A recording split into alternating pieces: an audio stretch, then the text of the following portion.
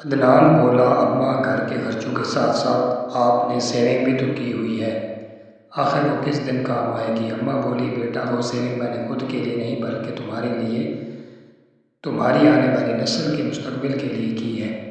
جب تمہارے بچے ہو جائیں گے تو ذمہ داریاں بڑھ جائیں گی، اخراجات تمہاری تنخواہ سے تجاوز کر جائیں گے، پھر تم یہ سب کچھ کیسے کرو گے؟ میں تو بس یہی سب سوچ کر تم سے کہہ رہی تھی، باقی جو تمہیں بہتر لگے، میں ماں ہوں، میں تمہارے آنے والے کل کے لیے فکر مند ہوں۔ اور رہی گھر کے کاموں کی بات تو میں ہوں نا، میں مریم کے گھر کے کاموں میں ہاتھ بٹاتی ہوں۔ تم تو جانتے ہو اب میں بوڑھی ہو چکی ہوں، مجھ سے کہاں سارے گھر کا کام ہوتا ہے۔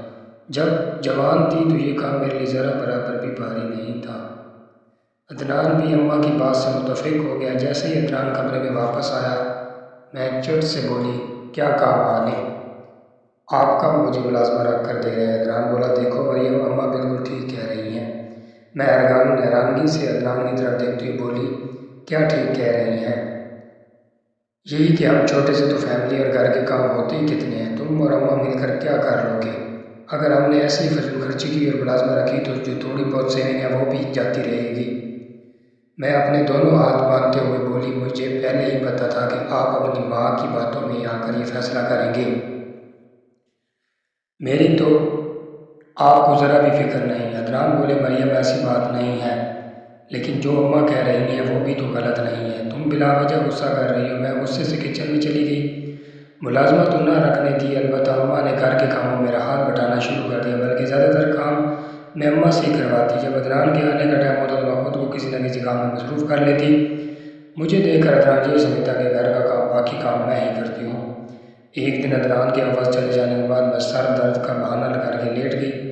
گھر کا سارا کام اماں نے کیا۔ نیند پوری کرنے کے بعد اثر ٹائم میں اٹھی، نماز ادا کرنے کے لیے وضو کر رہی تھی۔ مجھے کمرے سے نکلتا ہوا دیکھ کر بولی، مریم اب تمہارے سر درد کیسا ہے؟ ٹھیک ہو نا؟ میں تم سے پوچھنے کے لیے تمہارے کمرے میں گئی تھی، مگر تم بے خبری نیند سو رہی تھی تو میں نے تمہیں جگانا مناسب نہیں سمجھا۔ میں اپنے ماتھے پر ہاتھ رکھتے ہوئے بولی، جی اماں پہلے سے کچھ بہتر ہوں۔ اماں بولی، اچھا تم آرام کرو، عدنان آئے گا تو میں اس سے کہوں گی تمہیں ڈاکٹر کو چیک کروانے لے جائے۔ میں نماز پڑھ لوں، اس کے بعد ہنڈیاں چڑھا دوں گی۔ میں بولی، ارے نہیں ماں، اتنی گرمی ہو رہی ہے، آپ کچن میں کہاں کھانا بنائیں گی؟ میں بنا لیتی ہوں، آپ نماز پڑھ لیں۔ اماں بولی، اچھا ٹھیک ہے، جیسے تمہاری مرضی۔ نماز پڑھنے کے بعد اماں ساتھ والی ہمسائیگی کے گھر چلی گئی اور میں کچن میں کھانا بنانے لگی۔ عدنان آفس سے آتے ہی سیدھا پانی پینے کے لیے کچن میں آ گئے۔ کھانا بناتے ہی میرے کپڑے پسینے سے تر تھے۔ مجھے دیکھ کر عدنان بولے، آج بیگم صاحبہ کیا بنا رہی ہیں؟ میں بولی، آپ کے پسندیدہ کدو کے کوفتے، آپ کو پسند ہے نا؟ عدنان بولے، ہاں بہت زیادہ، اور وہ بھی جب بیوی کے ہاتھ کے ہوں۔ جلدی سے کھانا بنا کر باہر آؤ، دیکھو کس قدر پسینے سے تر ہوئی پڑی ہو، اور یہ اماں کہاں ہے؟ نظر نہیں آ رہی۔ میں بولی، پتہ نہیں گئے ہوں گے کسی کے گھر، انہیں اور کام ہی کیا ہے۔ ایک دم مجھے چکر سا آیا، اس سے پہلے کہ میں گرتی عدنان نے مجھے تھام لیا۔ مریم کیا ہوا؟ طبیعت ٹھیک ہے نا؟ میں اپنے ماتھے کو اپنی انگلیوں کے پوروں سے مسلتے ہوئے بولی، پتہ نہیں صبح سے میرے سر میں شدید درد ہو رہا ہے۔ عدنان بولے، تو مجھے کسی نے بتایا کیوں نہیں؟ کم سے کم مجھے کال ہی کر دیتی، میں آ کر تمہیں ڈاکٹر کے پاس لے جاتا۔ میں بولی، اماں نے کہا تھا کہ شام کو جب عدنان آئے گا تو وہ تمہیں ڈاکٹر کے پاس لے جائے گا، میں تو اسی لیے آپ کو کال نہیں کی کہ کہیں اماں ناراض نہ ہو جائے۔ عدنان بولا، اس میں ناراض ہونے والی کون سی بات ہے؟ تم میری بیوی ہو، تمہارا خیال رکھنا میرا فرض ہے۔ عدنان میرے ہاتھ سے چمچ لے کر رکھتے ہوئے بولا، چلو یہ سب چھوڑو، ہم ابھی کے ڈاکٹر کے پاس جا رہے ہیں۔ میں بولی، عدنان میں ٹھیک ہوں، ڈاکٹر کے پاس جانے کی کوئی ضرورت نہیں۔ ضرورت ہے مریم، بس تم جلدی سے چینج کرو۔ عدنان اماں کو بغیر بتائے مجھے لے ڈاکٹر کے پاس گئے۔ چیک اپ کے بعد ڈاکٹر نے جو خبر سنائی وہ سنتے ہی عدنان خوشی سے پاگل ہو رہے تھے۔ وہ میرا ہاتھ پکڑ کر بولی، مریم آج تم نے مجھے دنیا کی سب سے بڑی خوشخبری سنا دی ہے، میں بتا نہیں سکتا کہ آج میں کتنا خوش ہوں۔ میں بولی، عدنان آپ کی خوشی آپ کے چہرے سے جھلک رہی ہے۔ جب ہم لوگ گھر واپس آئے تو اماں سے چارپائی بچھائے بیٹھی تھی، ہمیں دیکھتے ہی اٹھ کھڑی ہوئی۔ ارے تم لوگ مجھے بن بتائے کہاں چلے گئے تھے؟ اس سے پہلے کہ میں کچھ بولتی عدنان بولے، اماں آپ نے مجھے کال کر کے کیوں نہیں بتایا کہ مریم کی طبیعت ٹھیک نہیں؟ وہ اتنی گرمی میں کچن میں کھانا بنا رہی تھی، اسے چکر آیا اور گر گئی۔ میں وہاں موجود نہ ہوتا تو نہ جانے کیا سے کیا ہو جاتا ہے۔ وہ تو شکر ہے نقصان ہونے سے بچ گیا۔ اماں بولی، بیٹے میں نے تو صبح سے مریم کو، میں جلدی سے اماں کی بات کاٹتی بولی، اماں آپ کے لیے خوشخبری ہے، آپ دادی بننے والے ہیں۔ اچھا شکر ہے اللہ کا۔ اماں مجھے اپنے ساتھ لگاتی ہوئی لاکھوں دعائیں دینے لگی۔ تم لوگ بیٹھو، میں شکرانے کی نفل پڑھ لوں، اللہ تعالیٰ نے ہمیں اتنی بڑی خوشخبری دی۔ عدنان اماں سے کہنے لگے، اماں اب ایک بات کا دھیان رکھیے گا، ڈاکٹر نے مریم کو بیڈ ریسٹ کا بولا ہے، اب اس کا خیال رکھنا آپ کی ذمہ داری ہے۔ اماں بولے، عدنان تم فکر ہی نہ کرو، میں خوب اچھے سے اس کا دھیان رکھوں گی، مجھے تو بس اس دن کا انتظار رہ گیا جب میں اپنی پوتی یا پوتے کو اپنی گود میں کھلاؤں گی اور یہ گھر اس کی گلکاریوں سے گونج اٹھے گا۔ اچھا تم مریم کو کمرے میں لے جاؤ، یہ تھوڑا آرام کر لیں، میں نفل پڑھنے کے بعد تم لوگوں کو کھانا کمرے میں دے آؤں گی۔ اور مریم تم میری بات سنو، خبردار اگر تم اپنے کمرے سے باہر آئی، جتنا ہو سکے آرام کرو۔ عدنان مجھے لے کر کمرے میں چلے گئے، وہ مجھے بیڈ پر بٹھاتے ہوئے بولے، اب میں تمہیں کچن میں بالکل نہ دیکھوں، میں نہیں چاہتا کہ تم اپنی صحت کے معاملے میں ذرا بھی لاپرواہی برتو۔ اماں ہے نا، وہ خود ہی سب دیکھ لیں گی، تم بس اپنا اور آنے والے ننھے مہمان کا خیال رکھو، یہی تمہارا کام ہے۔ میں ناز و نخرے سے بولی، اچھا جی، اب کیا میں بستر سے ہی لگ جاؤں، ڈال کے چھوٹے موٹے کام کرنے میں آخر کیا برائی ہے؟ اماں بیچاری اکیلے تھک جائے گی، اور ویسے بھی اب وہ کام کرنے کی عادت ہی نہیں کیونکہ سارا گھر تو میں سنبھالا ہوا ہے۔ عدنان بولے، اچھا تو یہ سب چھوڑو اور بتاؤ کیا کھاؤ گی، میں بھی تمہارے لیے باہر سے لے کر آتا ہوں۔ میں ناگواری سے منہ پسورتے بولی، فی الحال تو میرا کچھ کھانے کو جی نہیں چاہ رہا، بس میں کوئی دیر آرام کرنا چاہوں گا۔ عدنان مجھے لٹاتے ہوئے بولے، اچھا تم آرام کرو، میں ذرا باہر سے چکر لگاؤں، شروع کے 2 دن 4 دن تو میں نے کام کو ہاتھ تک نہ لگایا، میرے سانس ہی کھانے سے لے کر صفائی تک سب خود ہی کرتی، میں بہت خوش تھی کہ چلو ماں بننے کے بہانے ایک کام سے تو جان چھوٹی، ورنہ تو میری سانس مجھ سے کوئی نہ کوئی کام کرواتی رہتی۔ میں روز کی خدمت گزار سے تنگ آ چکی تھی، کبھی کبھی تو ایسا جی چاہتا کہ میں منہ پر ہی جواب دے ڈالوں کہ مجھ سے نہیں ہوتا یہ سب، مگر کیا کرتی، عدنان کے ہاتھوں مجبور تھی۔ مہینے کے آخر پر عدنان کو جب آفس سے سیلری ملتی تو وہ تھوڑا بہت جیب خرچ نکال کر ساری کی ساری سیلری اپنی ماں کے ہاتھ پر رکھتا، اور یہ بات مجھے شدت سے چبھتی تھی۔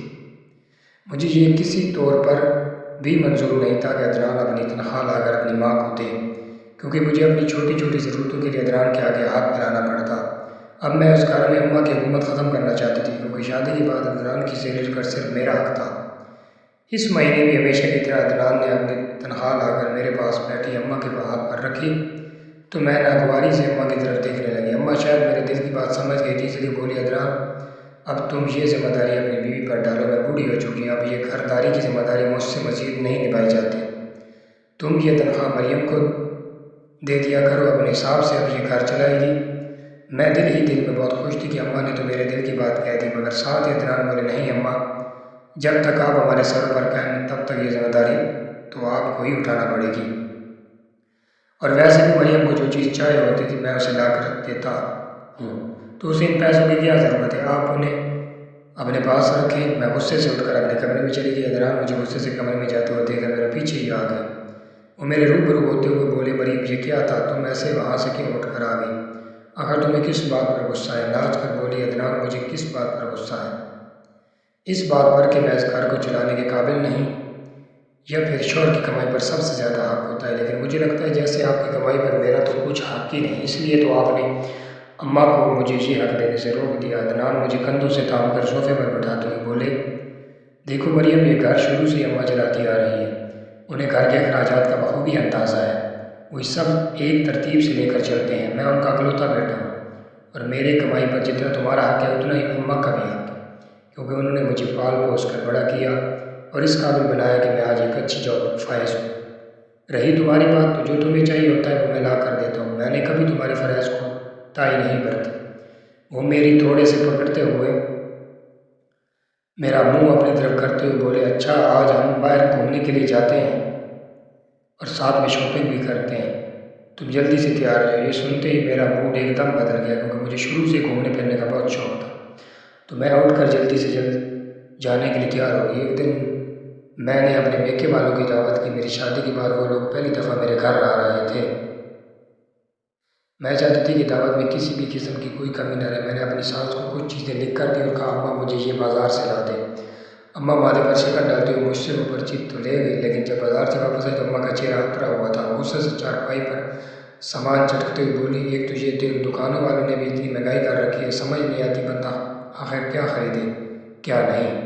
وہ مجھے آواز دیتی ہوئی بولی، مریم میں یہ سامان لے آئی۔ جب میں نے سامان چیک کیا تو میں بولی، اماں اس میں تو پورا سامان ہے ہی نہیں، میں نے جو چیزیں آپ کو لکھ کر دی تھی ان میں سے کچھ چیزیں اور کچھ نہیں۔